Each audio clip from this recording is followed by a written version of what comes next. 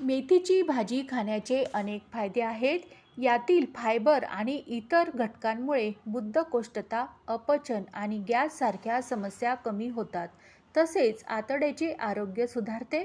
फायबरयुक्त असल्याने भूक कमी लागते आणि वजन नियंत्रणात राहण्यास मदत होते. अँटीऑक्सिडंट्स आणि जीवनसत्वे रोगप्रतिकार शक्ती मजबूत करतात. त्वचेला मुलायम व चमकदार बनवते, तर केसांच्या वाढीसाठी आणि निरोगी ठेवण्यासाठी उपयुक्त आहे. लोहांमुळे हिमोग्लोबिन वाढते आणि हृदय निरोगी राहते. तसेच कोलेस्ट्रॉल कमी करण्यासही मदत करते.